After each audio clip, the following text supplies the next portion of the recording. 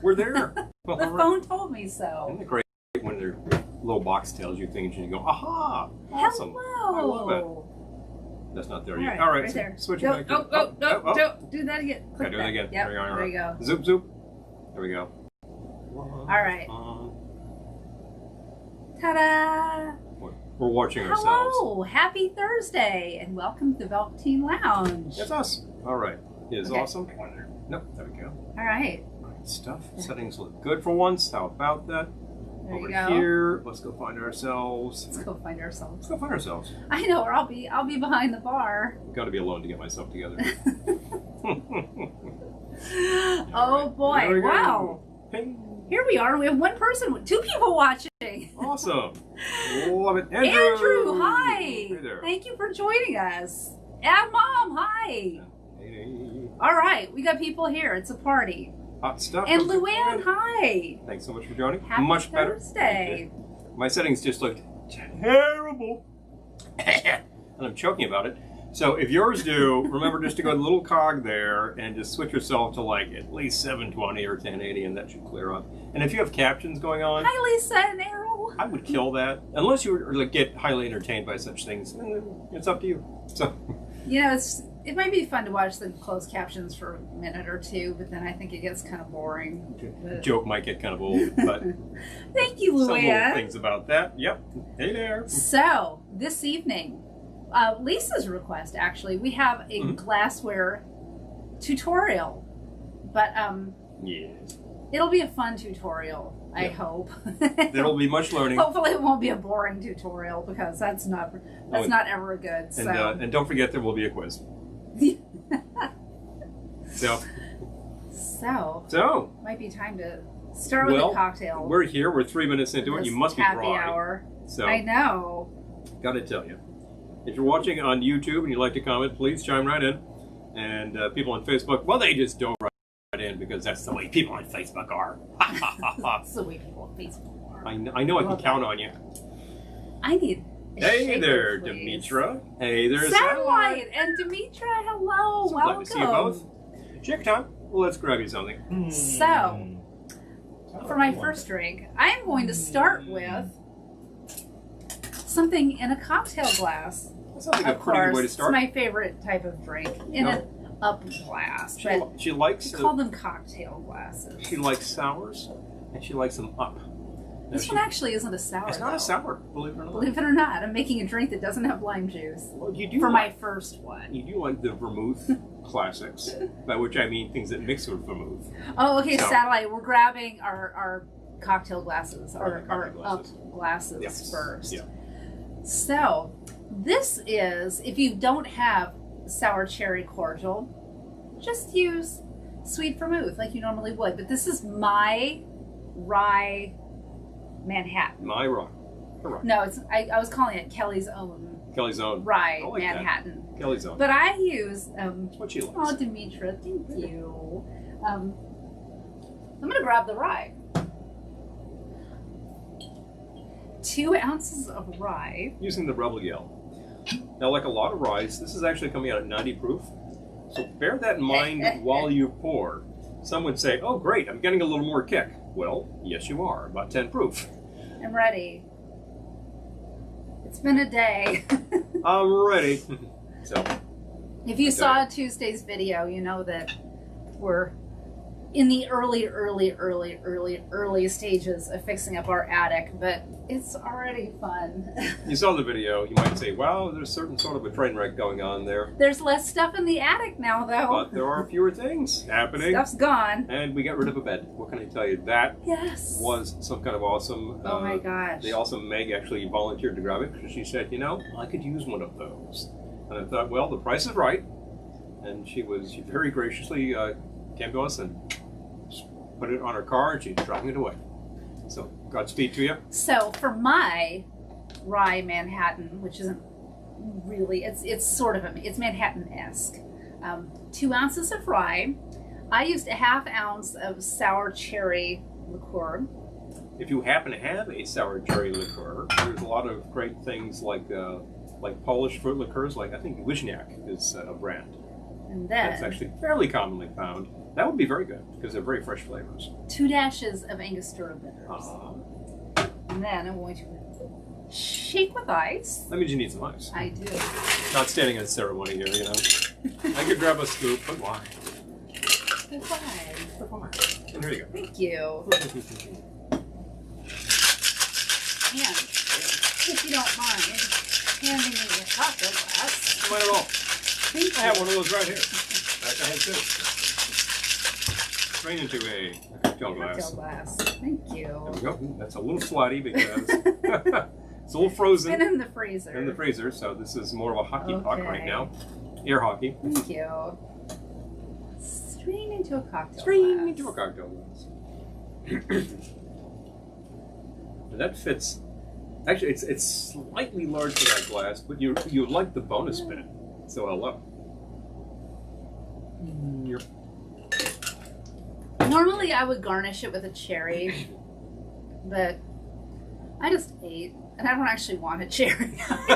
So But ordinarily you therefore- would garnish this with a cherry. right here. So here we go. So if you are following along, if the implication of what glass do we grab?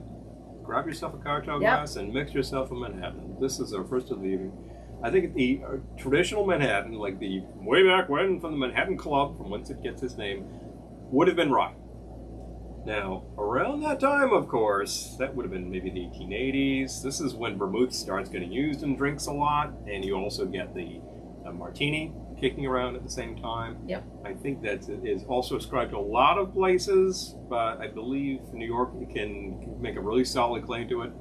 The Manhattan sounds like New York. It is New York. It's a very New York drink. I'm going to drop the playlist again. Sock it to them. It's a good playlist. It's fun. And here's the kicker. These things started to be made with bourbon because it was around and it was a sort of thing. Now, if you go to like where bourbon was being consumed in quantity in many places, a lot of people were just taking a shot. Maybe they took it over ice. Maybe they decided to make a sort of a cocktail out of it and have an old-fashioned. Very simple thing. There you A real classic. It's a sort of a bittered slang. Great stuff. Manhattan gives you this sort of thing, and eventually you get this sort of cone-shaped glass, that's just Nick and Nora right there. So I like them a lot. I don't like them a lot to have 2 or 3 in an evening because then I'd just be asleep. But one is great. I think it's an awesome thing. I frequently start out a nice I love a Manhattan. hearty dinner, particularly 2 at at the most. classic steakhouse with Manhattan. And any good steakhouse worth its salt in Manhattan will make you a killer Manhattan. Oh, Lisa says she's taking notes. You go. You know, for the quiz later. So, Okay, and I have dropped the Spotify playlist on both Facebook and YouTube. excellent.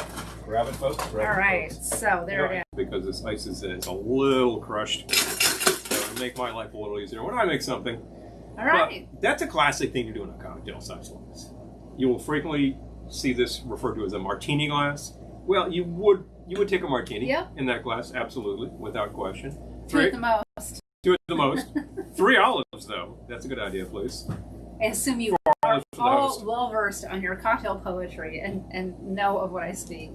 I'm going to say I believe that's Ms. Parker who give this. Dorothy Parker. Yeah, I love a classic. martini. The, The 2 at the most. 3, I'm under the table. 4, I'm under my host. We loved it. Hi, Johnny. Hello. Good to see you. Good to see you here, sir. All right, I thought maybe we would do some readings on glassware from The The Fine Art of Mixing Drinks by David A. Embry. Because I was looking at this last night, and he has some serious opinions. Pronouncements on such things. Because here's the thing. Who was Dave Embry? Was he like a world famous bartender? Was he just an authority on such things? I believe he was a lawyer in Westchester, New York, and he just did a lot of cocktails. So over time, he collected his notes and said, I'll publish a book. And he is pretty opinionated, and usually he's right.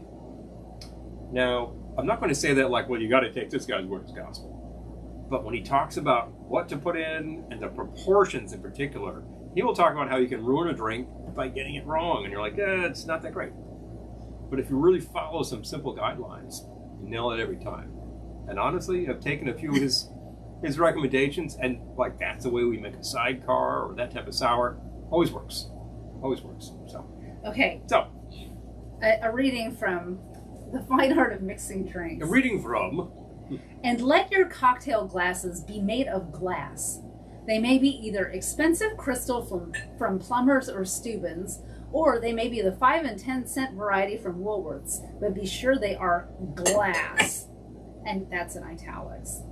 I have friends whose pride and joy are their gold-lined, sterling cocktail glasses. They are beautiful to look at, but any cocktail drunk from them tastes like arsenic and rusty tin. Furthermore, be sure that the glasses are long-stemmed. A stemless cocktail glass is a monstrosity. Cocktails should be sipped, not gulped, and should remain stinging cold to the last drop. This, in addition to having the cocktail itself thoroughly chilled, requires that the glass also be chilled before pouring the drink, and that the glass be handled by its stem so that the warm hand will not come in contact with the cold glass that encloses the cocktail itself. Furthermore, any glass with iced contents will sweat in a warm room. This is a condensation on the cold glass of moisture contained in the warm air of the room. With a long-stemmed glass, this sweating is seldom sufficiently copious to wet the foot of the glass, thereby requiring the use of coasters. But with stemless glasses, even the footed variety, the base will inevitably become damp and leave a ring on any furniture upon which it may be placed. There's a lot more. Oh, he goes on. He's got a lot more to say. He goes on. We'll come back to him. Hi, Paul. You know, I remember we'll come back to him a little bit later. Hearing at somebody's party, they put on a playlist, and it was just coming from one of the services, or maybe it was coming from somebody's phone. And there was a guy going on about how to make the martini. And he goes on at length and at breadth. Really? And I walk away, and I come back like 10 minutes later, and the guy is still going on.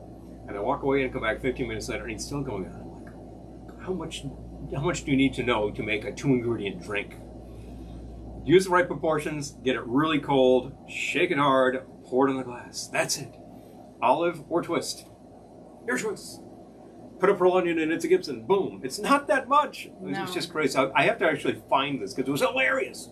And then I'll let y'all know. No, that sort of thing. Because I have no idea who it was, but it kind of sounds like this guy talking about making martinis. But I don't think even he is that pompous. So that was the funny part. But I am without, and I also could use a classic. You had a classic right there. Yep. That is one of those drinks that really apparently launched our whole revolution in the usage of vermouth in cocktails. What are you going to lay on us? I think I'm going to use our second piece of glassware for the evening, which is, pardon me. I thought we got all the glasses out. Did we? I did not get the glasses out. Guess not. The Collins. That's not a Collins. Well, what's a Collins? You got a Collins for me? Well, it's really more of a chimney, but... Well, what's a Collins then? Do we have one? I'd like to use the right glass. All right, I have to disappear for a minute. Okay. I'll sit here talking about how I pull out the wrong glass. I'll be back. Anyway. Well, this is your basic, That's a highball. Yeah, highball, like tall one glass. All right. And why is this different? Because it's a little narrower. So that's the sort of chimney effect. Are there drinks that really call for this guy over this guy? There's a few. Ultimately, this would probably work as well. But if it's sort of a short hoist, lower volume means you'll fill the glass nicely. You probably want to pack this with ice. And the real classic that fits a chimney more than any other, the Zombie. So, a lot of ice. Basically, to the brim. And then you fill up with your drink. And then, like I've heard people say, pack more ice in. Why? This drink has like an ounce of 151 and other high-proof stuff. And like basically 3 of the rums. So, it's going to kick you in the pachoot. So you want to actually have dilution happening from the get-go. Good idea. It's a good thing. And your highball, well, look, anybody who wants a scotch and soda? Scotch soda, there you go. How much to how much? No, that's an interesting question. I remember somebody, a cocktail rep, or a liquor rep rather, at one point talking about, well, you know what that is the #1 searched cocktail on the internet? When people search for how do you make a fill in the blank, what's the #1 thing they search for? Anybody? Illuminate me here. Maybe you can make a good guess. Hi, Paul. Hi, Millie. Where is that glass? Ugh. 2 years watching y'all. Thank you, Demetra. Wow. Well, we've certainly been doing this that time, haven't we? It just seems like yesterday that it was 2 years ago. Hey, Ron. correctly said, martinis can be vodka or gin. A real hardcore purist, and probably this gentleman over here would say, a martini is gin, and that's it. And then he'll put a caveat and say, however, lately, and that would have been the late 40s into the 50s, there was an increasing tendency to make them from vodka. That was because of the efforts of the guy who owned the, was it the Stoli Distillery? What? The guy who owned the Stoli Distillery? Oh, yeah. Or was it Smirnoff. Smirnoff. Yeah, I forget his name. John something. I'd have to look that up. But he inherited this distillery. Or he bought this distillery. I gotta wash it. Right? And suddenly he had this joint that was making a liquor that Americans didn't drink, generally speaking. Unless they were expats from, say, federal Russia or something. So what the hell is he going to do with it? He came up with a drink. And the drink he came up with was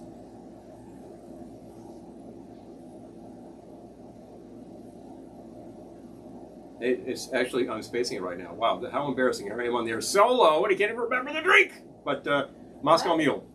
So there you go. Sometimes I just need to kick the brain into gear and away we go. And Moscow Mule is one of those things that's really easy. It's a great highball drink, but he served it in a copper mug, so it's a very particular thing. There we go, the Collins. You know it's a Collins glass because it says Tom Collins on it. Tom Collins on it. Boom. What's the diff? It's a little shorter. Yep. That's about it. Okay, so I got it wrong. This is a Collins. Well, I decided to make so the Collins. I messed up. Shut up. In a cup. Shut up. Anyway. Hi, Kathy. Anyway, hey, Kathy. Good to see you. Anyway, sorry to go on at length and sorry to space out on you for a second. That happens, and I haven't even had anything yet. Yowza. So I messed up. Shut up. So what do you do with this guy? So this guy, you could do a lot of short drinks in this. The great thing about this is you don't feel like filling it. So you either don't over booze or you don't over mixer. Too much mixer, it gets diluted. Too much booze, and it's 4 drinks in one. That's not so great.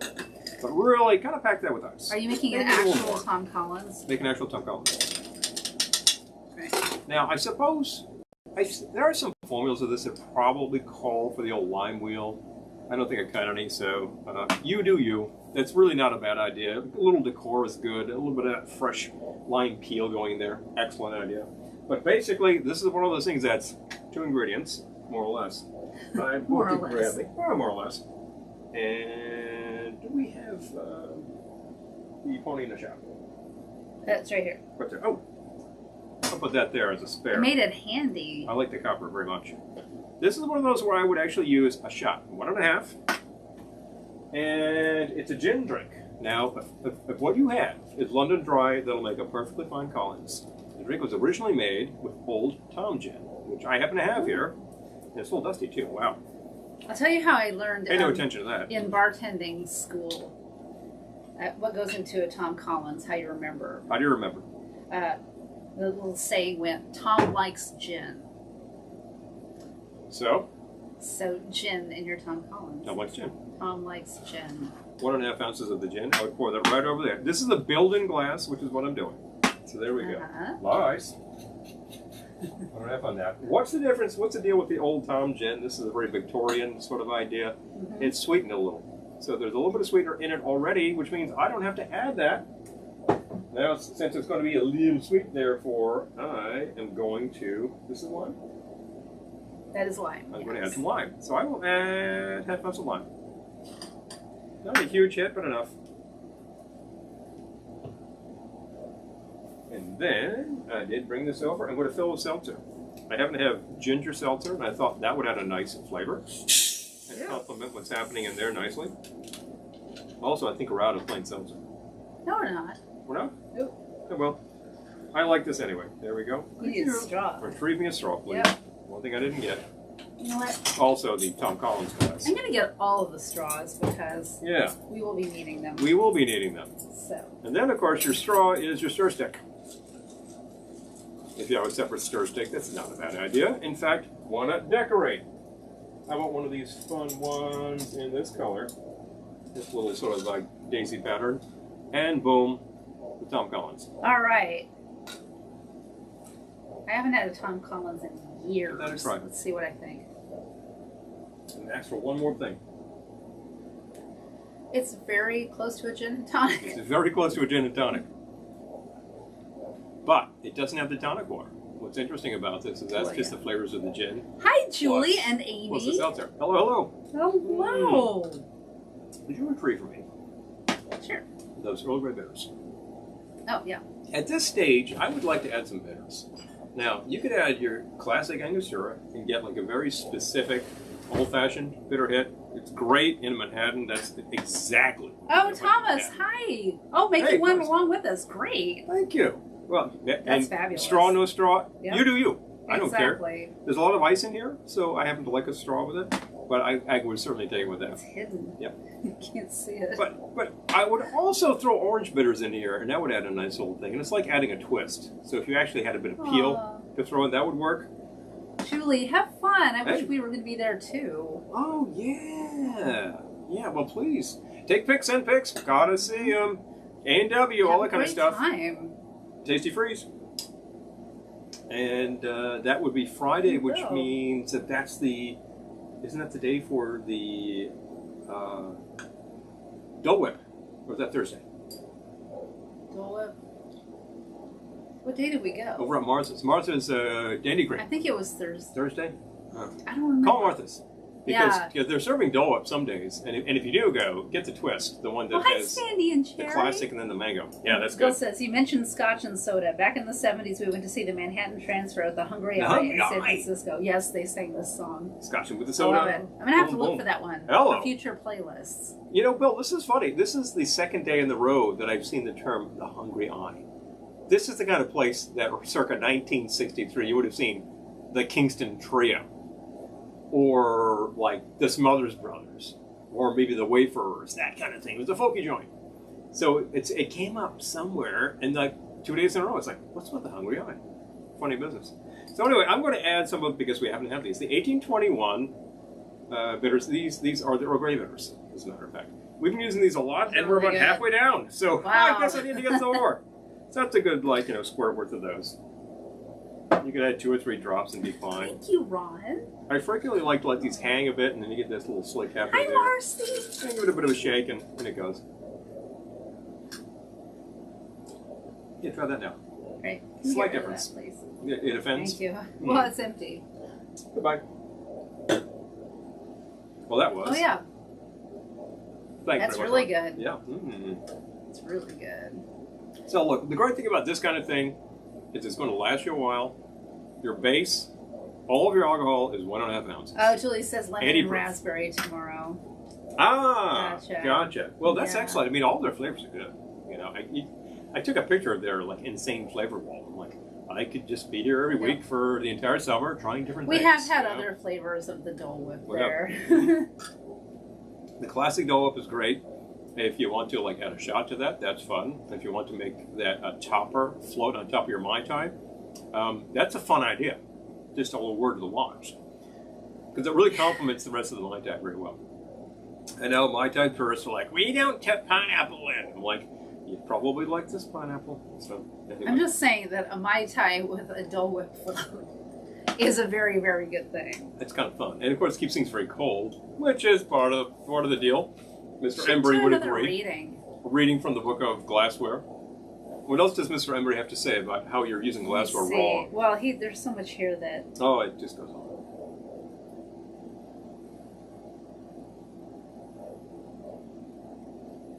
let's see. Okay, you just keep talking amongst yourselves while I Yes. Discuss all sort of thing.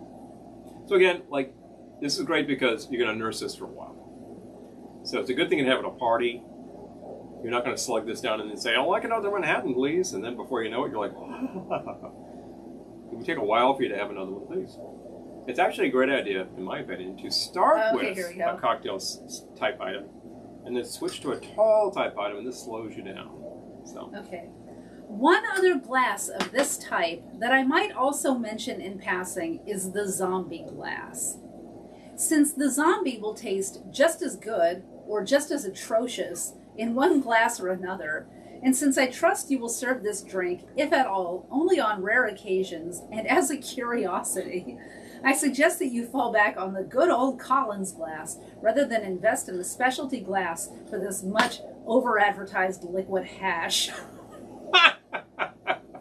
Not a fan, apparently. This has been a reading from The Fine Art of Mixing Drinks by David Embry, who has a lot of opinions. He is pretty opinionated, I gotta say. I'm gonna note something here. It sounds like he hates zombies and he hates Don Beach and all sort of thing. And I'm thinking, at the time he wrote this, he hadn't necessarily had a really good zombie. But he probably had one or more zombies, of which there were many kicking around, and nobody knew what went into the Don Beach zombie. But everybody, it was a big hot thing, and this guy named Monty Prosser actually ripped it off and advertised it as, I invented the zombie, and promoted it at the New York World's Fair. Lisa loves a Tom Collins. Oh yeah, that's a great thing. I think it's a very civilized thing. It's absolutely right there next to a G&T, and works just as well, I think. Slightly less bitter. You could make it sweeter if you want. You can make more sour if you want. This is such a bad idea. Uh-oh. This is such a bad idea, but I think that if the air conditioning wasn't making me so cold right now, I would make some Dole Whip. Oh, satellite, yes. Now you're talking. Now you are talking. So all this talk about zombies is making me want to make a zombie. Suggested. But I have other things to make. And I'm ready to make one of them right now. Well. So, I am going to, I don't think we've done this very much lately, venture into the world of Tropicals. Where's your finger mug? I don't see it right here. We brought it over. Oh, here we go. So prepared, and then we're missing something. So on my feet. My glass is missing. My glass is missing. I can go walk about and try to find it. I'll go. You go walk about. I think I know. I'll vamp. You know, so much preparation, and then you leave it over there, and look, I got the ice. She got the glass. We're doing well. You found them. We knew it wasn't far. You little scamp. It was in the kitchen because I washed it. Are you going to shake or are you going to build in glass? I'm going to build in glass. Well, all right then. That this means is a you need some ice. Trader Vic's mug, but Trader Vic in this recipe specifically called for, I'm going to make a fog cutter. And he specifically, well, one of my place cards is missing. Ah. Oh wait, no. Okay, I got it. One of our submarines. Found her. Got it. Okay. I don't know if you can see this, but a fog cutter mug. Fog cutter mug. Not just any tiki mug. A fog cutter mug. Tiki mug. Which means that he, even back in the 1940s, when this book was published, was already marketing the ceramics. What's the deal with the fog cutter mug? Well, it's a tall thing that looks an awful lot like the same, tall one over there.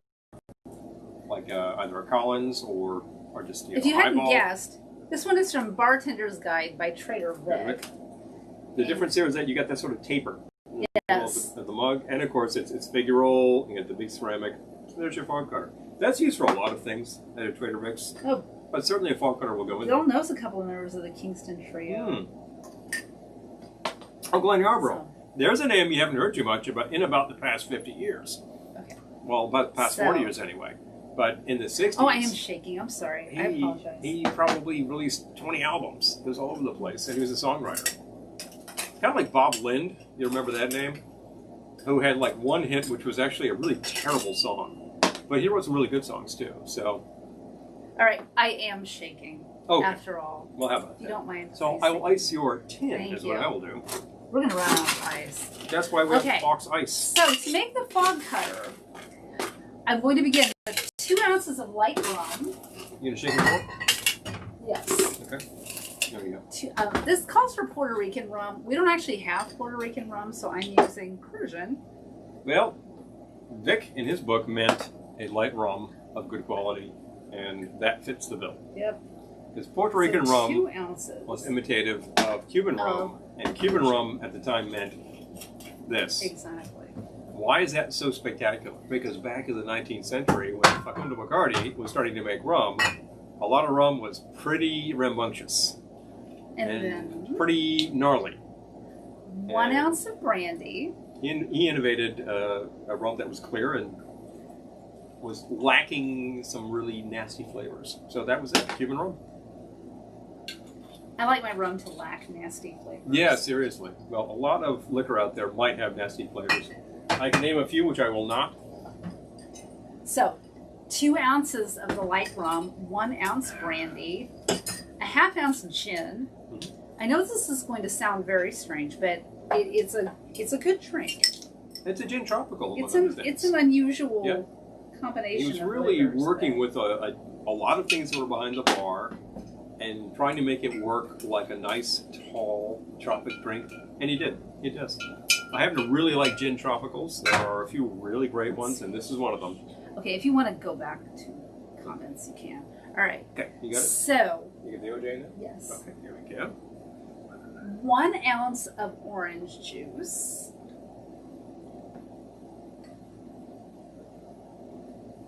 Oh, thank you, Surfing.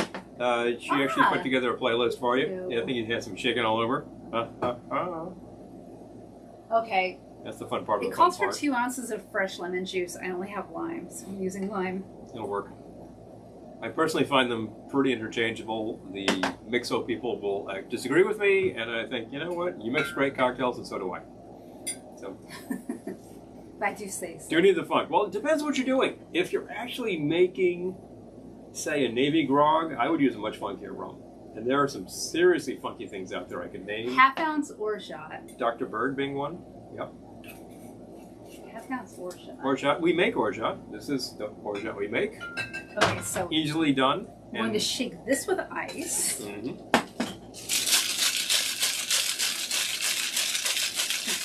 There's a lot of fluid in there. I'm going to need this whole mug. Yep. But we're not done. There you go. No, we're not done yet. So pour this, ice and all, into our mug. Shake and pour. And then, you know what, it says to add more ice, but there's literally there's no room to add more You're ice. actually kind of done. So this will be our ice. And then we're going to add a float of sherry on top. Happen to have some sherry right here, don't we? I happen to have a spoon. So the way you add the float is to just drizzle There's it some technique for you. over your spoon.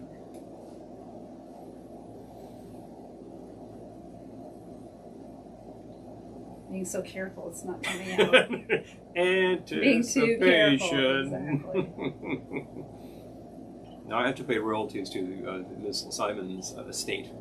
All right, got it. All right, it's got the float of sherry on Float of sherry. And I don't know what the cap is. I have a cap. We lost a cap on her recently. That was a big fun. Fog cutter. Always great when effects go awry. You're missing something? And I know what you're missing. Right back, folks. Oh, I bet I know.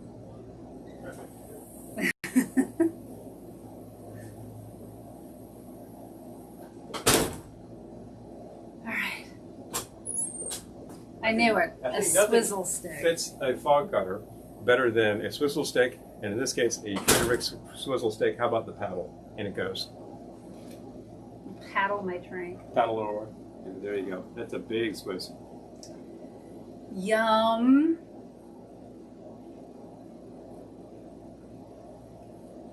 And that is a fog cutter from, what year is this book? 47. 1947's Bartender's Guide by Trader Vic. I believe that's the date on that. It might be 46, but whatever. Within a year or so, that's the thing. That's how Vic was making them then. I would say a large tiki mug.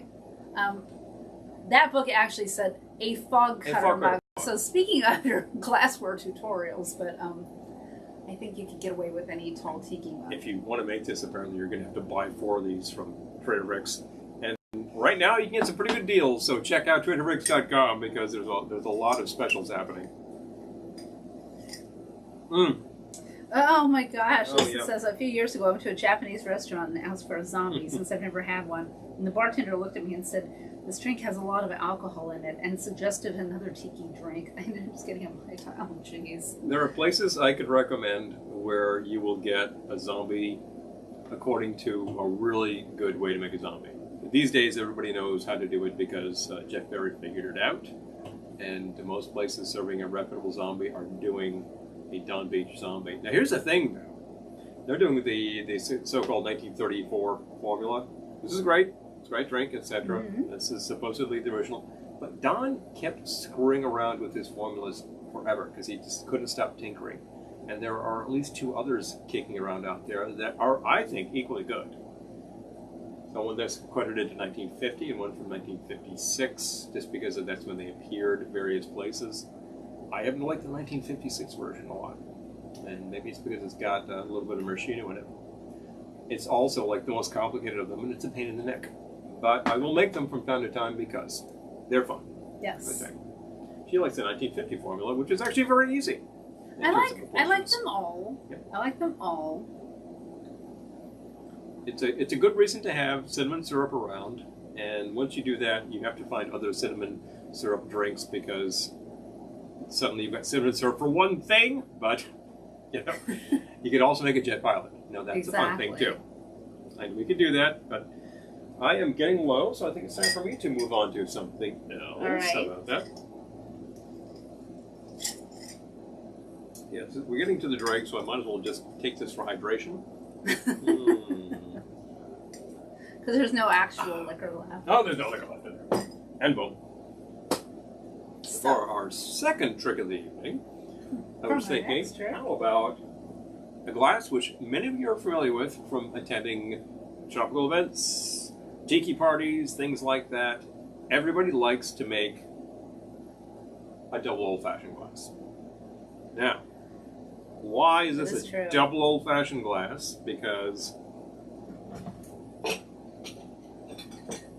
this is an old-fashioned glass. Notice the size difference there. Much bigger volume in this guy. What's the big diff? Well, here you can pack a lot more ice, and you can pack a drink that packs more punch, like, say, a classically made Jet Pilot would definitely go into a mug like this. The Mai Tai goes into this particular item. A Navy Grog will go into this particular item. And if you go to Trader Vic's, there's a very special, like, Trader Vic's glass, and that's their Mai Tai glass. But there's several lot of things in that. That's an archipelago. This happens to be a glass of Archipelago in Washington, D.C. This is a fantastic joint. If you are in our nation's capital, we highly recommend you stop by Archipelago. They have their original bar, which is fantastic, has great decor, and of course has the little closet with all the Magnum PI stuff in it. You got to ask about that. And within the past year, it's the shrine, the Magnum PI shrine. It's a shrine, you know. So just got to ask the guy by the bar; he'll turn it on for you. But within the past year, maybe year and a half, they did actually open up a classic tiki bar. So on the second floor, you have to kind of ask. I don't know what's happening right now because of what's happening right now. But if they are open at all, you would have to inquire as to, like, can you get on the list to get into the actual tiki bar within the tiki bar. I recommend that too. It's a lot of fun. Sort of an internal reference. Anyway, I'm going to go with something that is also a build-in glass, and you could shake this, or you could just build it. Not a big deal. Here's one that is another Vic creation, which I happen to like a lot, and I make not infrequently. And doesn't get a lot of press. You hear a lot of Mai Tais, you hear a lot about fog cutters. If you check the classic cocktail books, they will all have a zombie and a fog cutter. And there's Don Beach and there's Trader Vic, and none of them have a Mai Tai because nobody had figured it out yet. So what are you making? I am making the shingle stain. Oh, that's a good one. Pack it with a lot of ice. I'm with maybe 3/4 inch from the top. It's a great one. And I think there's a few good ways to make that. All right. And shingle stain. Let me find my little guide here. You'll see why it's called the shingle stain in a minute. Yes, yes you will indeed.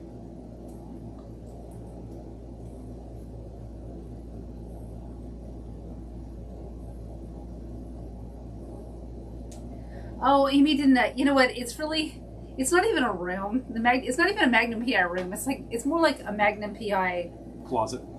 Yep.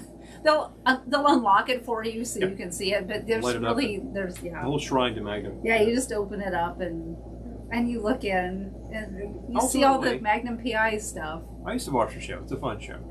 To my mind, it's the continuation, the direct line all the way back to Hawaiian Eye through 5-0, straight through. These are the Hawaii shows. Yep. These are all shot in Hawaii at various times. So that's the fun part. And of course, this was one of the shows that was kind of keeping the tiki alive back in the period, simultaneous with Fantasy Island, I think. If you're trying to do tiki in the 80s, that would have been a bit of a challenge in most places. A lot of joints were kind of on the decline, unfortunately. You know, speaking of, and we were speaking of Archipelago and the Magnum PI shrine, for lack of a better word. Hi, John. Hey, John. Hidden Harbor in Pittsburgh. If you go into the ladies' room, the whole theme of the ladies' room is cocktail. And I don't mean like, oh, cocktails. I mean the movie Cocktail with Tom Cruise. It's all full of posters and lobby cards from the movie Cocktails. So if you go to Pittsburgh and go to Hidden Harbor, make sure you stop into the powder room because it's pretty great. Gotta check this sort of thing out, you know. Yeah. But Hidden Harbor has another classic. Pretty great. I believe we have one of their DOFs too. But I grabbed this first and I thought, oh, I'll give a little shout out to Archipelago. I like the joints in our nation's capital a lot, as a matter of fact. So I'm just using 2 ounces of dark rum. Happen to grab the Diamond Distillers. Actually, it's Demerara Distillers. This is the same company that actually makes the El Dorado line. So this is basically your mixing version of El Dorado 12. I also find El Dorado 5 to be a good mixer, and it's not outrageously priced. You know, they can't see you mix. This is true. So. Thank you. I was just thinking. Plus, it needs more ice in it anyway. So. Need to ditch that, and then away we go. So it's 2 ounces dark rum. That's right. Oh, so sorry. In the way. Dawn. There we go. Half ounce of lime juice. Juice. Tom says, my mom always called Magnum PI Hawaiian Eye. I love that. Dun, dun, dun, dun, dun, dun, dun, dun, dun. I think there's a direct line. Oh my gosh. It's look, Hawaiian Eye stopped shooting in 1964. Just a few years later, Five O comes on the scene, and that runs until 1980. It's literally a 12-year run. Okay. And within a year, maybe 2, Magnum starts shooting. So there's just this whole continuity. Doug and I drank at the bar. Jeff Wesley couldn't find parking. No. Well, it's DC. Man, don't drive. Take the train. Yeah, take the train. It's difficult sometimes. Take the metro. My gosh. With these things, it's really difficult sometimes. All right. Then of course, so wait. Well, what else did you add? Yeah, I also added half ounce of lime juice. There is that advice that came from Tiki TNT that if you want the quick and dirty, because there's literally no great place to park near there except the garage, just like park illegally and you'll get towed, and the fine to get towed is cheaper than parking. That was Tiki TNT. So I think that's outrageous, but people do this, you know. Anyway. Also in Washington D.C. In D.C., you can imagine it's like that. 1/4 ounce of grenadine. This might be more like a third. I think this needs a little more grenadine. Okay. So far you just got the dark rum, the lime juice, and the grenadine. And the grenadine. And I need 2 things that I didn't. Correctamundo. Correctamundo. As 2 dashes. Fonzie would say. As the Fonzarelli would say, 2 dashes of Angostura. There we go. And I need 2 things I didn't bring, and I'm going to grab them right now. All right. We don't have any pineapple, do we? I think we do. I thought there was orange right there. Oh, well, I didn't bring it over here. Oh, gotcha. I think we have some in there. Yes, we do. And if we don't, we have little cans of it. So Yes. pop one open. Crack open a can. Okay. All right. Is anyone still mixing?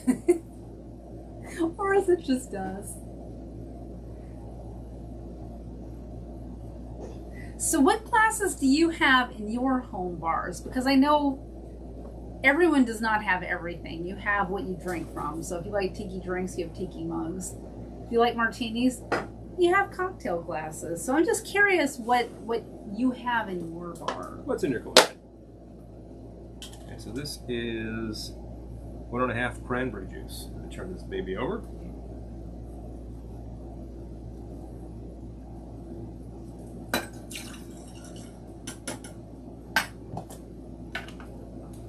Okay. Happen to be using cranberry cocktail all juice. You can get this one way or the other. I recommend the all juice. Pardon me. Oh. You can also get that concentrated just cran. I have used that in cocktails. Remember, you want to cut that a little because that's very tart. And I got a little can of pineapple juice here. These are a great way to go because you're going to use it up. Is this all that goes into a shingle stain? That's all that goes into a shingle stain. 1/2 ounce of pineapple. wow. Let's over again. There we go. Instructions say shake and strain. Right. I am going to grab another fun stirrer. Actually, I think I'll grab this guy right here. There we go. Now we're talking Magnum with the flamingos. Give that a stir. And I'm going to grab a straw. No, I'm just a little fascinated because... Right. I'm just a little fascinated because that tastes like it would have more booze in it than it has. Because other than the rum, there's no booze in there. No. Give it a try. Does that taste like what you think of as the shingle stain? Yep, that's good. Well, there we go. I guess that's what it is. All right, well, and we used another glass. There's a few good ways to make a shingle stain. This is what you get from the new Trader Vic book. And there is a formula in the old Trader Vic book, which works a little differently. But it arrives at the same result. I like this because it's got the shot of crank. Hi, Barbara. Hello. So good to see you. Lisa says Errol laughed about the Fonz reference. we're such nerds. Hey. He used to think that Fonz was cool and that he was tough. He says, looking back, the only thing about Fonz was his leather jacket.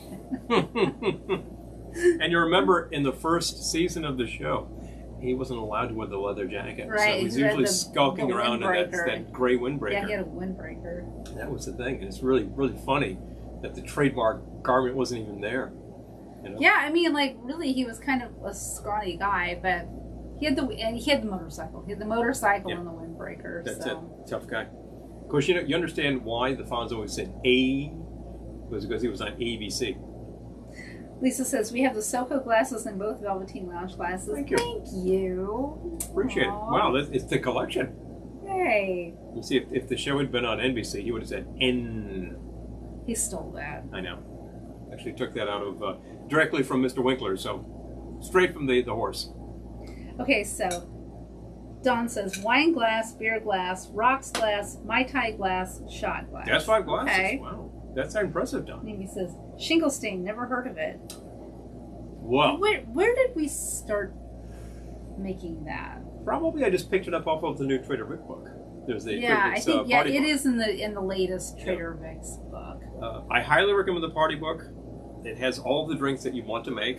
They're made properly. They're made well. I believe it's in our Amazon store. I believe it's in the Amazon store. So in case you want to are interested in such things, check it out. And if you'd like to order it, only if you'd like to. Whoever's been buying stuff, going through our Amazon store, thank you. Thank you very much. Thank you.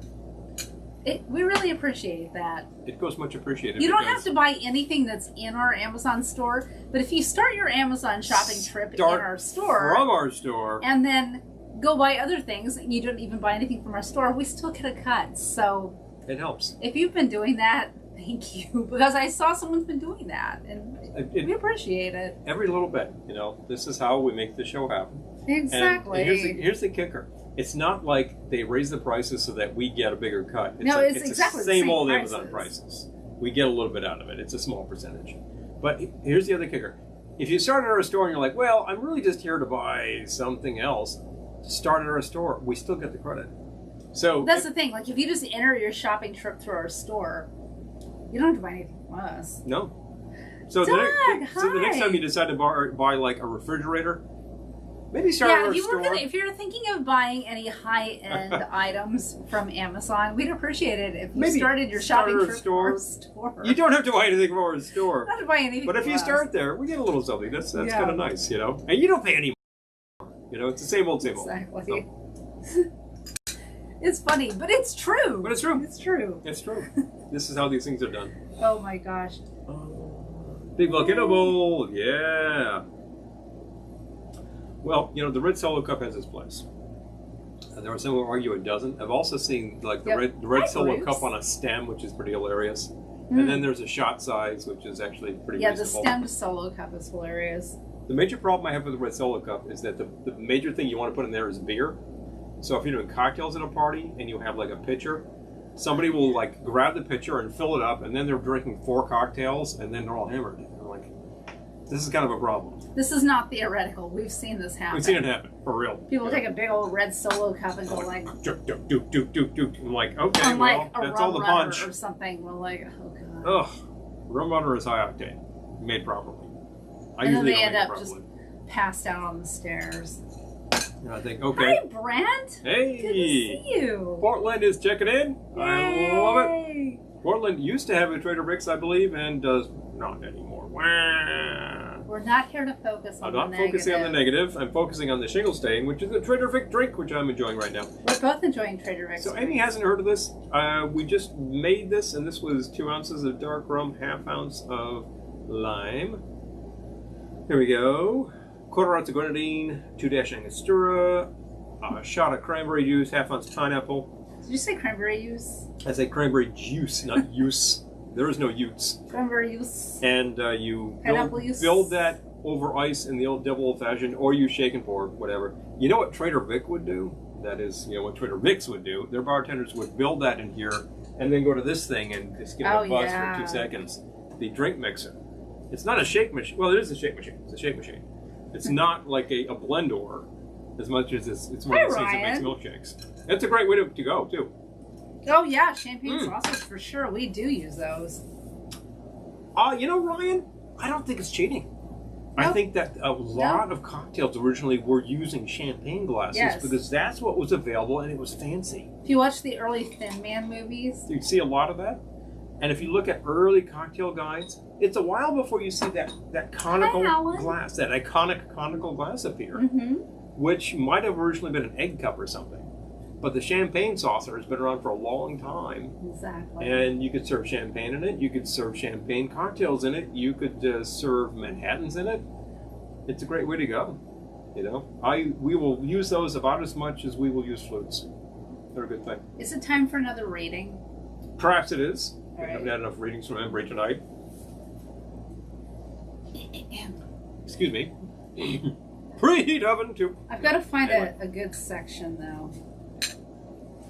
All sections about cocktail glasses are not created equal.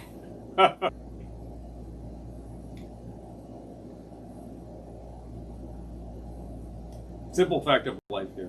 We're talking about like Tom and Jerry mugs and things. Yeah, I'm thinking. Which, you know, you can get that set. I think it's a Hazel Atlas set from the 50s. We have it. That's a Tom and Jerry. And there's an absolutely identical set that says eggnog. The eggnog is a more sensible thing to do because Tom and Jerry is sort of a build-in mug kind of idea. But you can get both of those. They're both funny. All right. I'm just going to read this whole thing. A reading from The Fine Art of Mixing Drinks by David Embry. 3 other containers, not strictly necessary, but useful on special occasions, are the punch cup, the Tom and Jerry mug, and the silver mug. The punch cup, of course, goes with the punch bowl, and maybe either glass or china to match the bowl. China cups and bowls have the advantage that they can be used for hot drinks, even flaming drinks that would shatter any but the toughest laboratory glass. The Tom and Jerry mug resembles, both in shape and size, grandfather's shaving mug or his mustache cup minus the mustache fender. Like the China punch cup, it can be used for any hot drink. The silver mug is useful for any frosted drink that is to be sipped through straws, such as mint juleps. Advantages for this purpose over glass. First, since metal is a better conductor of heat than glass, it will frost quicker and better than even the thinnest of glass. Second, since it has a handle, and particularly if the handle is insulated from the body of the mug, the hand does not come in direct contact with the frosted surface and thus destroy the frost. The metallic taste, heretofore referred to in connection with silver cocktail glasses, in quotes, is the result of direct contact on the lips with the metal and is avoided by the use of straws. This is strictly de rigueur with juleps and similar tall ice drinks, but except for frozen daiquiris and the like, who in the devil wants to drink a cocktail through a straw?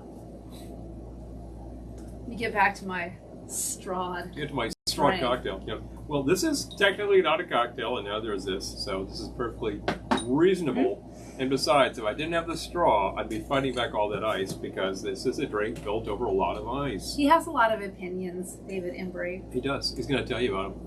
I would say that you're probably finding this hilarious and saying, I don't even need to buy that book. I recommend that book. Ooh. Actually, Lisa found an original shotgun shell shot glass for $3. Oh, Good wow. for you. I would be excited by that. Shotgun shell glass from Trader Vic's, of course, holds... Anybody? Anybody? Who can tell me what goes in the shotgun shell glass? That's a classic, too. It's a really good one. We have made that here, and I could have made that. Mugs. Copper mule mugs. Yeah, oh, we have yes. those too. Yep. What do we have them? They're down there They were. somewhere. Oh, here we go. Yep. Like so. We have a Moscow Mule. We do have a Moscow Mule mug. Yep. No, we have a Moscow Mule. Oh yeah, we have Moscow Mule in a can. That's a popular canned cocktail because it's 2 ingredients, right? So it's a simple it might thing. be time to pop that line. Maybe 3. One trick with these things is that the recommendation is that the copper is on the outside and inside is just like tin plate or say nickel, because the copper is a reactive metal, and it will tend to do that with the alcohol because the alcohol is slightly acidic, and that might tend to make your drink taste a little metallic, just like Embry's talking about. There's also some negative effects of drinking copper ions. So, look for that in your sort of thing. Do you? Yeah, you do you. In the meantime, I've got this copper shot that's copper all over. So, what the hell? Copper barware, pretty popular. It looks great, It's fun. We also have a rusty tea kettle, but I guess Yes, that's you do. a discussion for another day. Wanted to bring that up, but now that we have, it's time to replace the tea kettle. I guess so. There we go. Maybe I could get on Amazon. We were just talking about Amazon earlier. So the aforementioned, oh yeah, now I remember. John Martin, the guy who bought the Smirnoff distillery, I think in 1939, and he had in his hands a distillery that made a liquor that nobody was drinking. Well, I think he sat on that for a while, and then circa 1950 said, you know what I need to do is get people to drink more vodka, and they'll drink more vodka if the drink calls for vodka. So he's like, well, how about your basic like Collins or tall one? So he just said, there you go. It's a shot of the vodka. You fill up with your ginger beer and slab of lime, and that's it. It's a simple thing. Make a Moscow Mule. We could. And we have lovely new vodka. We do. It's up to you. The mug stands here for use. I'm just saying, if we wanted to do that, it's a different glass. It began, I remember making those years ago. And at that point, it was not that easy to find the copper mugs. Then there was a big bug for them, and they were everywhere, and that's when we picked these up. These are made by Orgy, which is a reputable maker of barware. And not that we've never bought from disreputable makers of barware. I've also bought some barware from the dollar store. I think these guys all came from there, and for $1, these are great. Exactly. Certainly for parties where accidents will happen. And one good thing to note about glassware, your irreplaceable vintage glasses, you probably don't want to sit out at the party. Yeah. But if you're like, I don't know, those are really, really great cocktail glasses, I'm a bit paranoid. Yeah, why don't you go to the dollar store and buy a bunch of these? $1 a piece. And then you've got glasses where if something happens, you go, well, I'll go back and buy some more of them. The other possibility is to find a distributor of restaurant ware and just buy a case lot, because the unit price will be pretty cheap. And that's a good way to go. You could also just store it in the box, out of the way, back of the closet. So, Errol and his British cohorts were drinking beer in Turkey in a halal restaurant. He served it to them because the owner used to work at the refinery and did them a favor. Errol said the beer tasted a little odd. One of the Brits said the tinning on the cup. Tinning oh boy. on the cup. Oh boy. Yeah, I could see that. If you have a reactive vessel and you have metal that is actually giving off ions, that's something. And you have something acidic or very alkaline, that will tend to impart the taste. I feel like depending on how thirsty I am, I might overlook that. Well, here's a very important thing. It's like, I just cracked this earlier, right? Doug says, my Juleps strainer fell off the back of a truck.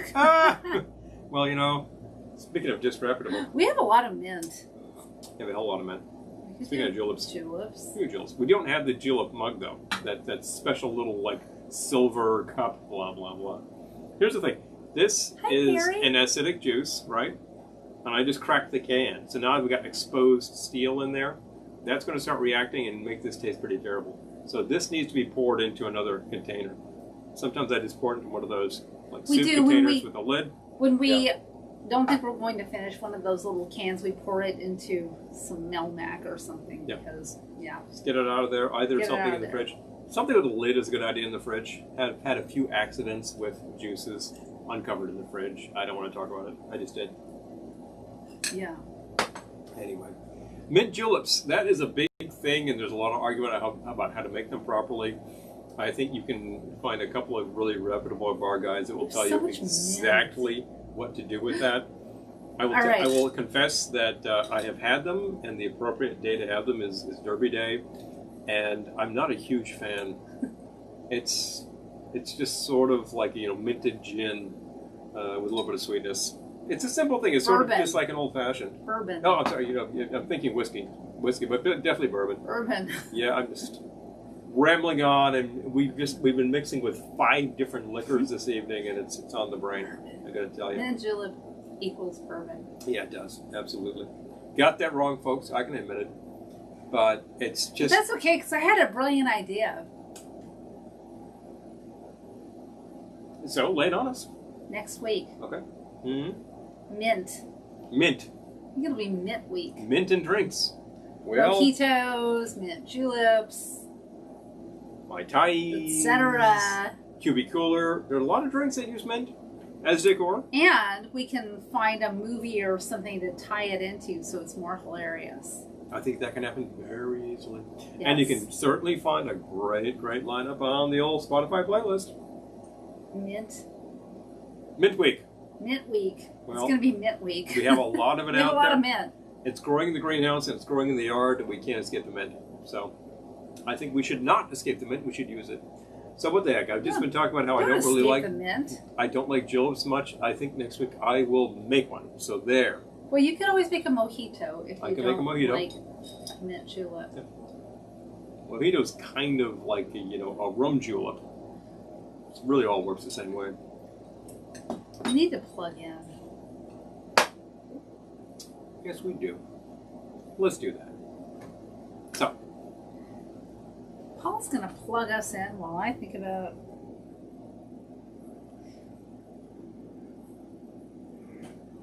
Oh my gosh.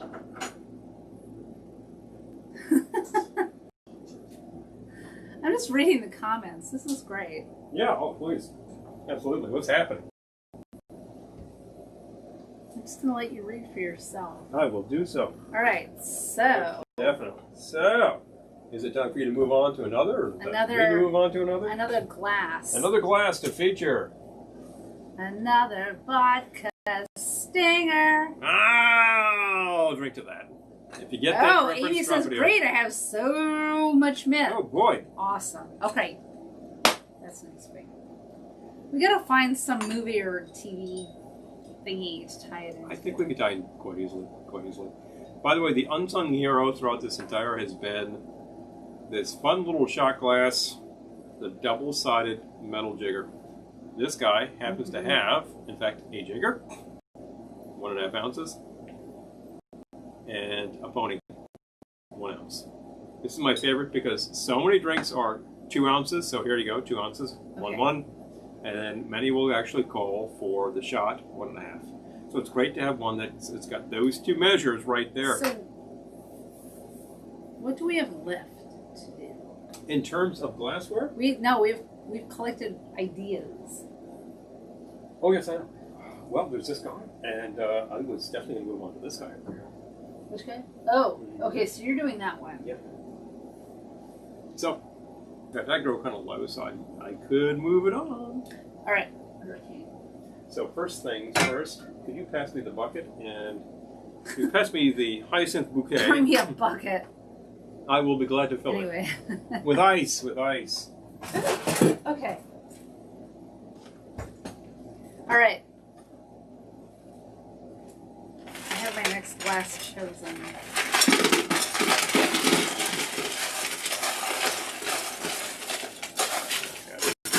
Do us for a while. You need to read me the recipe. I would be glad. And then you need to text me the recipe. And then I will text you the recipe. Oh, it's building glass. Yeah. Okay. So, here we go. All right. Well, since we're exploring glassware, I thought we should do a hurricane. This is one of those recipes, thank you, that seems to get people in trouble during Mardi Gras. So let's try it. I don't think they're doing the actual recipe, though. Well, we do have the original kicking around somewhere. I think we're doing a modification on that. The original appears to have been from Pat O'Brien's restaurant in New Orleans. And apparently the story goes, and I think we're getting this from Jeff Berry, that after Prohibition, the liquor that was in abundance was rum. And was fairly cheap, too. But everybody wanted to drink what they've been used to drinking. I want rye, I want bourbon, I want these aged liquors, I want cognac, all that sort of thing. That was harder to get and expensive. And hey, we had a hurricane the other day. And we had a hurricane. You know what? Yeah, we got kind of slapped. Right. For sure. We definitely got slapped by the hurricane. So the story continues that Pat O'Brien there's more story. Was ordering, well, you've been reading extensively from long-winded discussions of glassware, so I can give you 60 seconds on where the hurricane came from. So, Pat O'Brien apparently was trying to order the good stuff, and all of his distributors were saying, okay, I can get you a case of the bourbon, but you got to pick up 2 cases of this rum, because they were trying to dump it.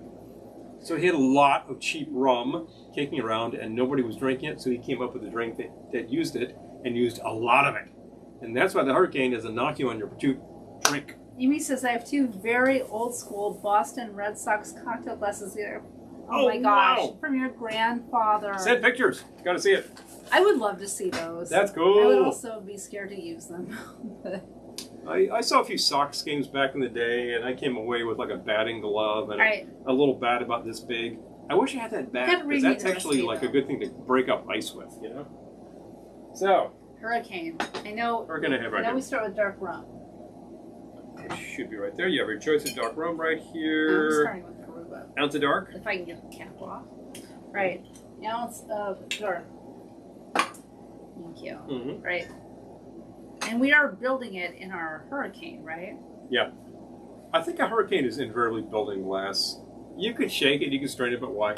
Right. You can shake and pour. 1 ounce. That's okay. Dark rum. I used dark Jamaican rum.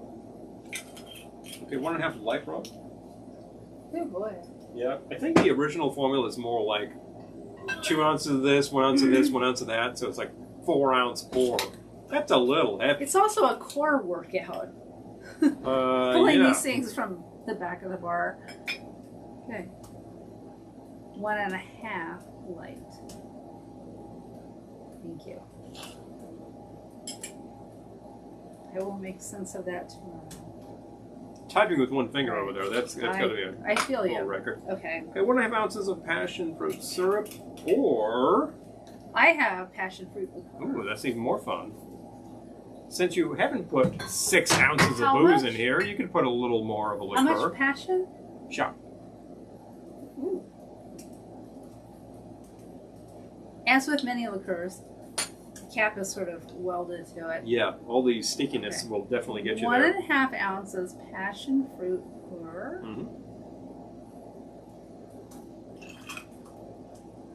My hurricane glass is filling up. Okay. It smells good though. It does smell good. All that passion gives you this big fruity hit. Right. It's very nice. Okay. Now what? And half. You got the lime juice? No. Okay, half ounce of lime. Sorry, I got ahead of you there. Okay. And a half ounce of grenadine, which I just had. There you go. We just had. Wait, he's written it grenadine. Didn't have enough room. He didn't think to write small. He just wrote grenadine. Okay. That hurt. Pennsylvania Railroad Hi, ponies. Janice. Oh, big fun. Janice has joined us. Hello, hello, hello. Wonderful. Anything else? Andrew, I believe you're correct. Yeah, because the glass has that exact kind of shape to it. Yep. So that's it. Give that a stir and take a drink.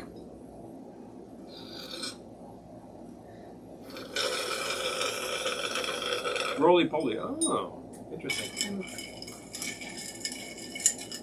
transferring my straw. Mine. You can do a straw transfer. Thank you. That's no big deal. All right. This is the Hurricane, the classic Hurricane.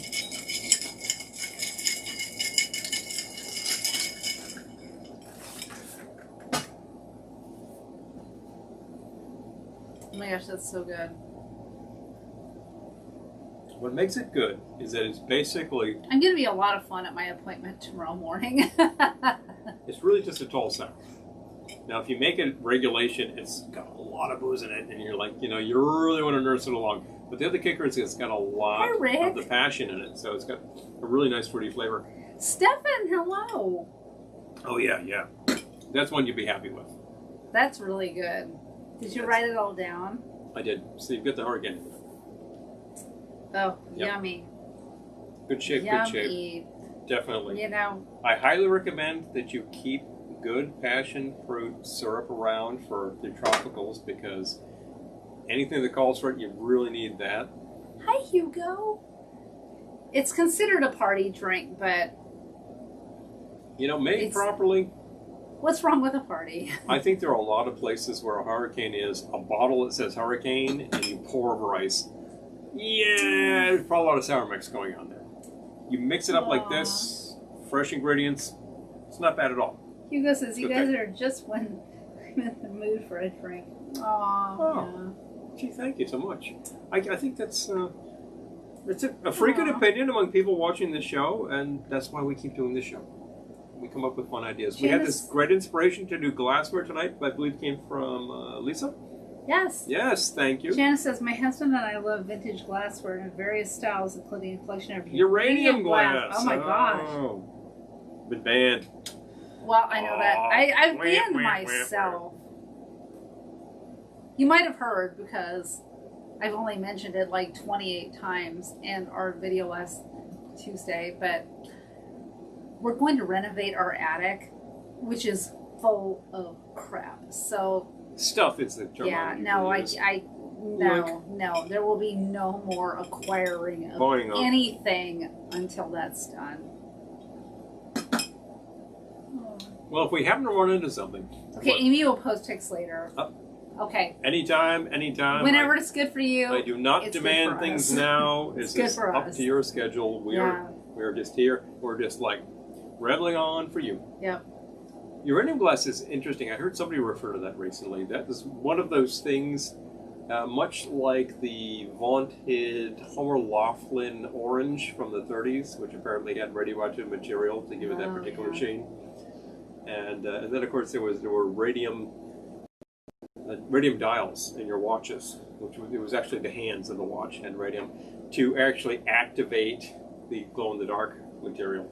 Oh. There's a whole history and story about that stuff. I think we have something in this house that has that stuff. One thing's the half-life is gone by now. But, radium, fun stuff, huh? It glows a pretty soft green. That's the reason. Oh, yeah. So, passion fruit hibiscus. Yeah. Oh. Sounds good. That should work perfectly fine in this. That would give that just a Great. Like that little floral kick from the hibiscus should be fun. And I'm thinking if you were to make Jamaica, that's actually a... oh my gosh, hi Devin! Hey Devin! Devin and Jessica, hi! Thanks so much for joining in over on the YouTubes. Yes. Excellent. Princess Attic Museum. Yeah. Yeah, I'm serious. I feel like it's a museum that you have to sign several waivers to visit. Yeah, the Colliery Museum. I've really tried for a long time, and most recently I finally got all the Christmas music filed, so it's off the floor, all of it. I don't believe in leaving that out, but come the season, which is going to happen in, I'm not going to say it, just a few months, I said it, I'm going to be busting it out again because, oh, look at that. Wow. Oh, that's cool. That's so big cool. fun. Yeah. Because in the season, I'm playing a lot of Christmas music, and we're playing it on LPs and whatever we got. This year, for the first time, I think we could actually play all formats. We could play LP and all the tape formats, as a matter of fact. And we have Christmas music on all of the tape formats. So, hey, big fun. Hi, John. Hey, John. John says excellent. Oh, Aircraft wow. meters. Oh, yeah. Yeah, that's the thing. Wow. Well, you know, back in the day, this was how you got things to glow in the dark. And eventually there was a realization that that might be slightly hazardous. I think to the viewer, that's one thing. To the factory worker, definitely hazardous. It's like asbestos. Yeah. Oh. This house from 1938 is actually sheathed in asbestos tile. And I have no worries because I'm not going out there chewing on it. Oh, Janice, this is so much fun to display. I'm sure. Oh, yeah. I'm Seriously. sure it is. Yeah. This sounds great. Vaseline uranium glass. Oh, yeah. Well, that's fun. Wow. You never know when such things are going to turn up. I think I need something. I think you do. You're drinking my Stealing drink. my hurricane. Oh. Well, I Well, think you've the got next thing to do... Mr. So-and-so. Yeah, there. Mr. So-and-so, indeed. The next thing to do is another figural. And I think of the classic that comes in a mug that is extremely specific to the whole thing is the Suffering Bastard. There's a few fun things to note about this. This is a Dynasty Wholesale Mug. And the first thing that I can note, yes, this is exactly the correct mug, is that Dynasty always gives a code on the bottom. This is Dynasty 228. So if you want to order one, there you go. I think they come in brown too. And they all say made in China, except this one actually says made in China. And since he's actually displaying his China, then it's very appropriate. That's a Suffering Bastard. The little guy holding his head in his hands. No! Oh my gosh, Hugo. Got a little house in Florida. Oh, wow. That's awesome. Got a whole set of it. We're really working the glassware tonight. There's some fantastic things to think about. Yep. Somewhere we've got like a little cartel I wasn't glass. even thinking of the whole, like, Danger Will Robinson, but, you know. When you actually involve uranium, big one. Yep. So, well, that also brings up the subject of lead crystal. Very fancy, beautiful sound when you ting it. Lead. It contains lead. That's what gives it got lead in the name. that purity. Lead crystal. Is it hazardous to use? Well, there's this idea that if you put acidic things in it, it might leach out the lead. You know, people used it for centuries, and I don't know who exactly went insane over it. It's not exactly like using lead pipes to pipe your wine into your, drinkatorium, like the Romans might have done. That's a specific problem. They used to like the brushes to get a sharp point. They got cancer. Yes, that's exactly the issue. Sure. I think there's a documentary about that. The gals who were doing this back in the 20s were like, were painting the nails. Oh, wow. Ugh. Big trouble. Yeah, they all like. I think many are like died of bone cancer. Like really not good. So not okay. Not good. Not okay. Industrial problems revealed. Not okay. It's like the asbestos. All the guys who were working on there eventually got some sort of lung cancer. Then now you get lawsuits. Nope. Not okay. So if you have it, leave it alone. I will say that among other things, it would be like a brown site cleanup to get this off the house. Ugh. And in the meantime, the house is fireproof. So there we go. Oh, I'm so happy to see you. Devin and Jessica, so happy to see you. So good to see you, folks. So this is another one of these that builds in glass, in this case, build in mug.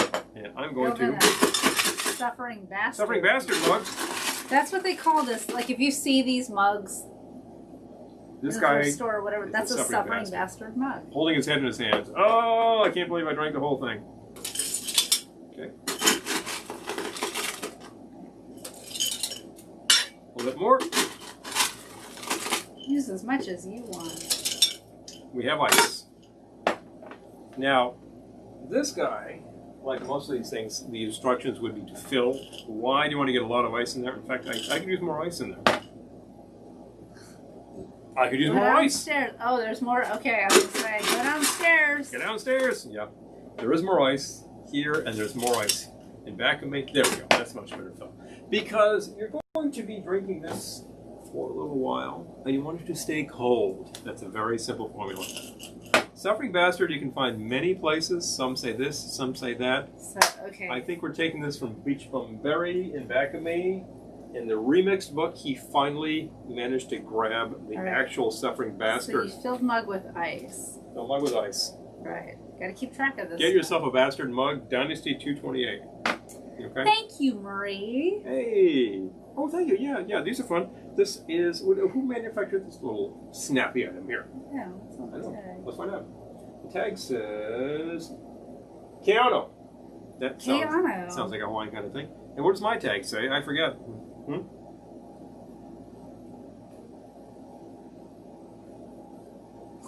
It's in there somewhere. Or maybe it's not.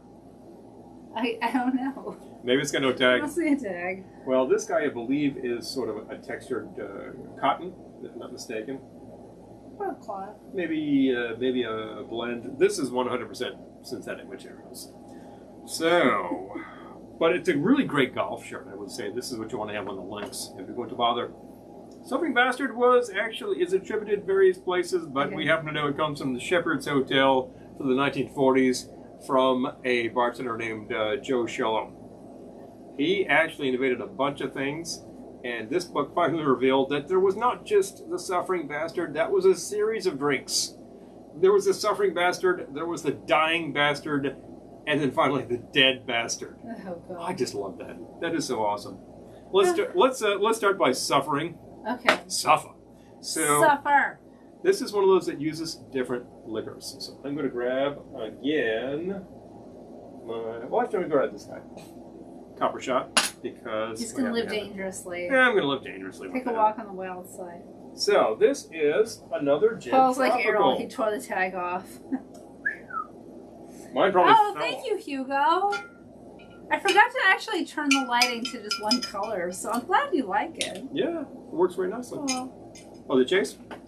So.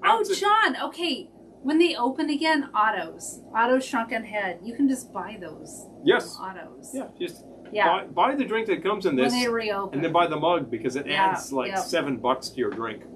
Pretty reasonable for a mug, you know. You could go to Dynasty directly, but you probably have to buy a case. Yeah, just go to Autos. So, you know, cheaper. Get your friends together and get a whole thing, whatever. So this calls for gin. I'm using a London Dry this time instead of an Old Tom because that's appropriate. How much gin? Ounce. Okay. Mm-hmm. Okay. I believe we need to move on to. Okay. It's so quiet in here. It's almost too quiet. It's too. We're not in that season yet. Ounce of brandy. I'm using the good French brandy that I happen to like a lot, St. Remy. They have not sponsored us. I started to actually type. I just happen to like 1 ounce Grandy, and I thought like, oh, Fred Grandy. Fred Grandy. TV's Gopher. And he said, but wait a minute. Ted Lange was the actual bartender. Hey, I'm making your drinks here. Wait a minute. Now, this actually calls for a 1/2 ounce of Rose's lime. We don't have any. So I'm going to fashion that. And the fact is, I'm actually going to use a full 1/2 ounce of the lime because I really want that lime hit. Rose's is very concentrated, so I need all of that lime. There we go. That's a 1/2 ounce to make that work properly. Okay. And if I want to grab some sweetness... grab some sweetness. That just sounds like a slogan in life. Grab some sweetness. Here's some honey mix. There we go. How much? I just used a dash. You should say sugar syrup. That will be fine. Or just use the roses. And 2 dashes of Angostura. Okay. A lot of bottles on here.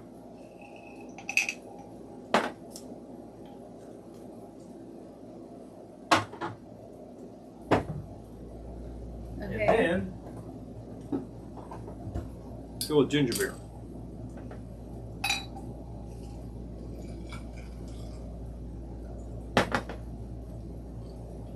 And that is your properly made Suffering Bastard. I will also reuse a straw. Give it a stir. At all in green gin filling Ginger beer. There you go. Woohoo! All right, I got it. I have seen formulas that actually call for ginger ale. I think Otto's kind of does that because they've got the gun. It's real easy. Hi, That's Michelle. okay. That's okay. But basically, you want to mix all of this together and present it to your customer by going, suffer. Because that's the suffering bastard. I love that. I enjoy a suffering bastard. Yes. So, I mean, that's what you put in the suffering bastard mug. You put a suffering bastard. Now, you might say, really good. oh, I could put other things. Yeah, you could put a dying bastard or a dead bastard. It's basically the same Really drink good. with different combinations of liqueurs. Spicy. Mm. Oh, that's spicy. That ginger beer gives it the kick. I like it. It's another slow drink. It's another kind of a tall drink. This guy is deceptive. Kind of certain. It's certainly Oh, yeah. a This column. guy is deceptive. He's deceiving me. Deceiving me. Something's going on here. But it's a fun figure roll. It's a great thing to have. So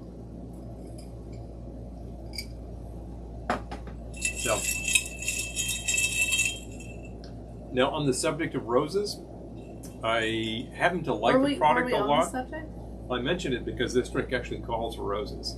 Any bar out there will have the roses. They get added. Roses is not a substitute for lime juice. It is a substitute for lime juice and sour mix, which is basically what it is. It's just a pre-sweetened, and it's got a really heavy, like, lime essence hit to it, so it's very concentrated. If you're making a gimlet, it is the thing to use.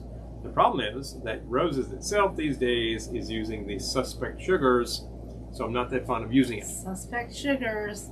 You could dummy up your own, and it would be very good. It's not that hard. It's like making your own sour mix. If you're doing a party and you want to have sour mix at hand, mix your own fresh juice, sugar syrup. It will be much better than you could buy in a bottle. So, I think next week's going to be the mint week. mint week, as we have mentioned. Mint week, or mint has to live for another week. Meanwhile- so we get mint week. Well, the mint inside the tent is going absolutely crazy, so that's great. And the yard has sprung up with a bumper crop. So Right. I think we're great on mint. But definitely. Don't get cocky now. Well, I'm not saying anything at all. After all, we got like pushed around the other day with a typhoon, so a lot of things went crazy. Hurricane. But the actual What's the difference between a hurricane and a typhoon? typhoon happens in the Indian Ocean. Okay, we didn't get that. We got a hurricane. Yeah. But basically it's the same thing. So We did not get that. We got a hurricane. it's a hell of a We lot got of a wind and hurricane. rain that slaps you around. It did. We did lose power for a minute. It popped off, interrupted my work, Yeah. but it came back.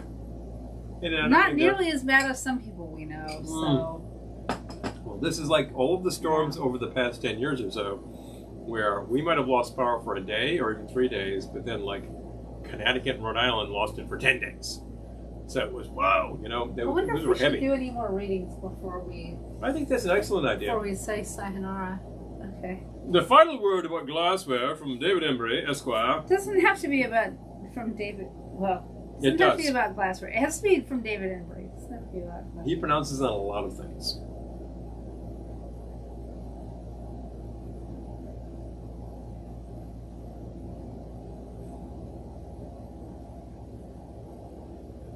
I'm sure we can find something good from Embry. There are so many sections that you could actually delve into, talking about how to make the perfect sidecar. He claims that he knows the guy who invented the sidecar. Maybe he does. He claims the Great Okay. War, and he's probably right. All right. This isn't about glassware anymore. I'm saying that the higher proof the whiskey at which the liquor is sold, the better the liquor. I mean simply that there is no necessity of going to a liquor store to buy water.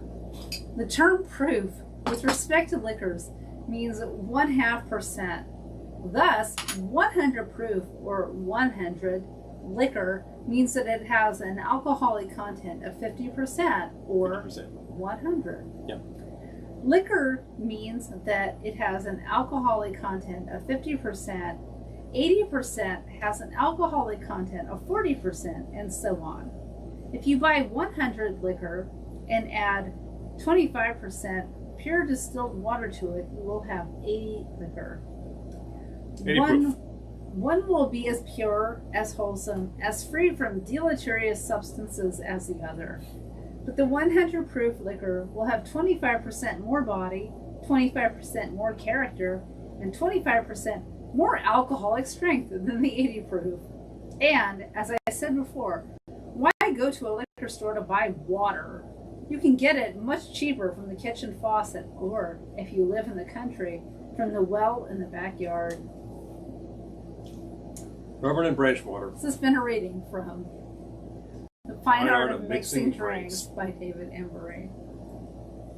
Here's the kicker. We've actually shot episodes at distilleries, and I recall that at Prohibition they raised a very good point.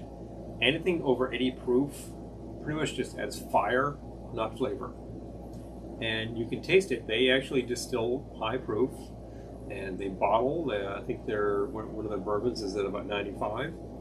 And they point out that, like, you taste it straight, and it's like, whoa, that's got a kick. Drops of water, and it starts mellowing it out just like that. Oh, okay. You got a Literally, question here. just a little bit. Okay. Lisa says, what were some of the pre-Prohibition drinks, and how did they compare with the post-Prohibition drinks? Curious because Paul mentioned the abundance of rum. Yes, the colonists were all about the rum. Well, this is an interesting thing. The history of rum, of course, is a little salacious, and there's some really unfortunate things in there. You look up the term triangle trade. Yeah, no, we're not going there. I'm not going to go there. Nope, not going there. But I'm not going to deny that such things happened because they did. And in some cases, we're still feeling the effects. That's for a different show. One of the effects of that was something called Medford Rum. You can look that up too. Oh, yeah. That was a real thing. There was also something called Providence Rum. Rhode Island made rum? Yes. It was actually well known for being very good. All of this was a side effect of a big circular trade pattern that actually took sugarcane and did other things with it. And that's one of the things that the colonists did. But basically, what they were very fond of was fortified wine. And this is not very well known. And the pirates and rum, pirates drank whatever the hell they get their hands on, and a lot of what they could get their hands on was Madeira, fortified wine. Why? Because that traveled better than the unfortified wine. So, at the end of the day, people were drinking a lot of sherry and a lot of Madeira, and I'm trying to think of what else out there. Port. A lot of port. That kind of thing. Do we still have port? We still have port. Yeah, we still have port. And all of these categories actually I'll go get some port. Yeah, go get some port. In the interest of education. All of these categories have a lot of reputable ingredients kicking around, and some of it have some pretty terrible ingredients, but you can get some great things in all of them. So that's history part one. History part two is that eventually the colonists, well, simultaneously the colonists were brewing very specific types of beer, and then eventually when you get migrations of Scotch, Scots-Irish, and Irish, start brewing a lot, or start distilling a lot of whiskey.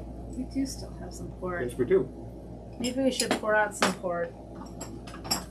So what do you know? How about the shot glass? Perhaps our final glass of the evening. You got a skull. I got the alien head. We did get different glasses. Yeah. Got the same Should glass? we all get this? Yeah, let's get the same glass. Okay, we get the same glass. All right. Perhaps more to the point. You have Alexander Hamilton. You have Amber. And I have Aaron Burr. Big fun. So look, that becomes a thing very quickly. If you talk pre-prohibition, don't make fun of me. So this is heavily dependent on what was being distilled, and in that period of time, circa early 19th to the late 19th century, that was heavy on rye. It was very popular. Eventually, it became heavy on bourbon too. London dry gin comes in. That becomes an important thing. Things that you don't see are things like vodka. Unless you're in Russia, you're not going to see that. Or Poland. Okay, I just want to point out that we're drinking port from Brotherhood, America's oldest winery. Hello. So there we go. New York. Straight in the Catskills, I believe. Ruby Port. Shall we have a little port? It's not even in the Catskills. It's like 15 minutes from here. Yeah, pretty close. This is a classic fortified wine. Port. Yeah. It's also a classic little after dinner sort of thing, a little sweet wine with dessert. Yep. That's good. Yep. Got a little bit of a kick. It is good. It's very sweet. That would be very good with berries or over berries. Hello. Yeah. Yep. So just because of what people had to work with and who was distilling and who was brewing, colonists drank a lot of ale, cider, and rum drinks, and fortified wine. Wasn't that why they put ashore? Well, We're out of beer. the actual quote from the Pilgrims, we're talking We're out of beer. the folks who landed in Plymouth, was that they were short on many provisions, especially beer. So they had to land and find what was cooking in the New World. Exactly. I don't believe that the natives were brewing beer, unfortunately. But they were making food, so the colonists survived. So good. So how did that change over time? I think what happened was a lot more hard goods started happening as people started migrating west. It was easier to transport higher proof liquor without it going bad. You'll always find people brewing beer because it's easy.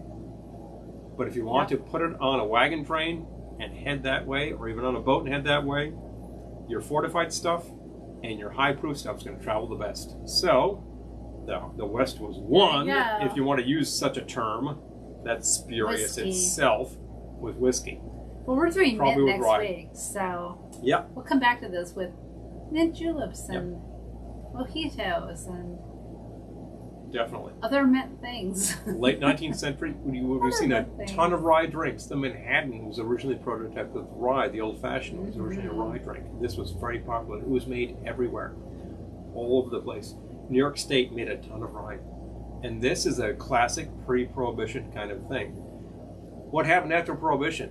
Well, because of the fact that that whiskey needs to be aged, and after Prohibition you didn't have time to age, well, you see a lot more in the way of beer happening. You see gin drinks happening, also popular during Prohibition for other reasons. And then you see something called blended whiskey. If you have some whiskey but not enough whiskey, you cut it with grain alcohol so that you can stretch it. Okay, so And blends become a very big thing in that period. Chase, Surf, and Reverb Heaven says water could go bad on the sailing ships from Europe, so they could use beer and rum and possibly other things. Please. Exactly. Exactly. If you just put a gallon of water outside and let it sit, even today it will start turning green because that's called algae. And that's going to taste pretty bad on a ship. You don't have fresh water. What are you going to do? Small beer is what you're going to do. Small beer. Small beer's another one. Basically low alc beer. That's what you would drink. I almost bought some small beer today, but I did not. Now, rum drinks were, that was actually, it became a thing in New Orleans because of Pat O'Brien, that he had to use that stuff up. But also, in that exact same period, immediately post-Prohibition, who opens up bars? A couple of entrepreneurs in California. A guy named Don Beach in the Los Angeles area.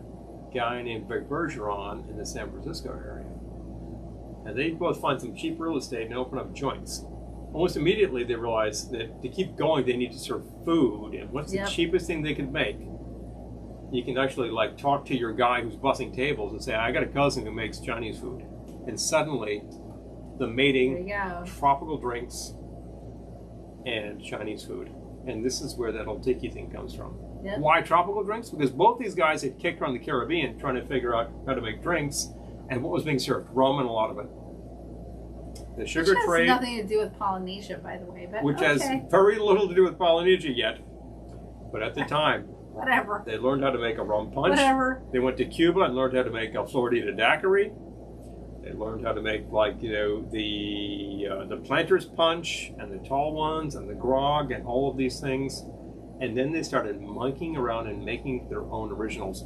And rum was cheap. And really good rum was still cheap. Yep. So that's why these guys were using a lot of that in those It's drinks. all about rum.